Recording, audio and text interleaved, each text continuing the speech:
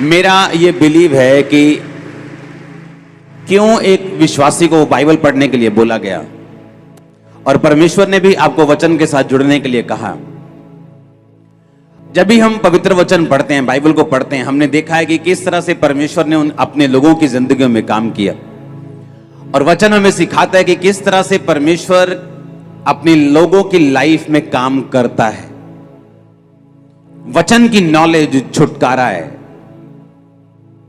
Imagine करो, जो संसारिक नॉलेज है वो छुटकारा पैदा कर देती है।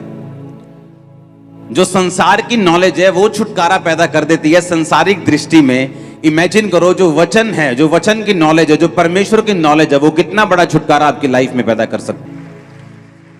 एक एग्जांपल मैं आपको देता हूं। बाइबल कहती है कि जब पौलुस को पकड़ लिया गया और पौलुस के ऊपर मुकदमा चलाया गया, तो पौलुस को मालूम था कि ये लोग कुछ खराबी करना चाह रहे हैं। और बाइबल कहती है कि पौलुस को उस देश के लॉ के बारे में मालूम था।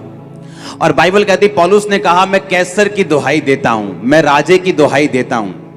और उस देश में एक कानून था कि अगर कोई कैदी राजा की दुहाई दे तो उस पर नेक्स्ट मुकदमा राजा के सामने ही चलाया जा सकता है, दूसरे लोग उस पर मुकदमा नहीं चला सकते।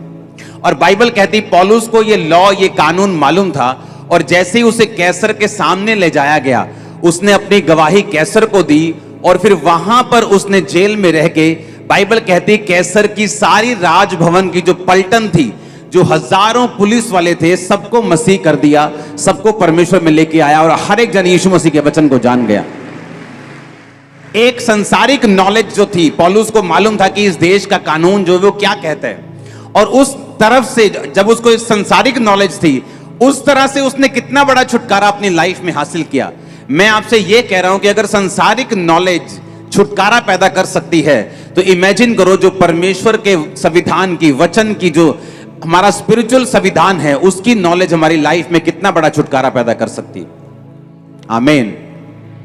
मैं आपको यह समझाने की कोशिश कर रहा हूं कि अगर एक संसारिक नॉलेज से आपको छुटकारा मिल सकता है, तो इमेजिन करो जो बाइबल की नॉलेज है, जो वचन की नॉलेज है, अगर आपको हो तो कितना बड़ा छुटकारा आप और आपका परिवार हासिल कर सकते हैं। इमेजिन करो, आज एक गवाही पाया हुआ विश्वासी और वो जो गवाही पे गवाही पाता जा रहा है, और दूसरा विश्वासी जो इंतजार कर रहा है, उन दोनों में एक ही फर्क है कि एक विश्वासी को यह समझ आ चुका है कि मुझे गवाही किस तरह से लेनी है। एक विश्वासी को समझ आ चुका कि बाइबल के वचनों पे मुझे किस तरह से चलना है, मुझे किस तरह से परमेश्वर को प्रसन्न करना है, कौन सा काम मुझे नहीं करना, कौन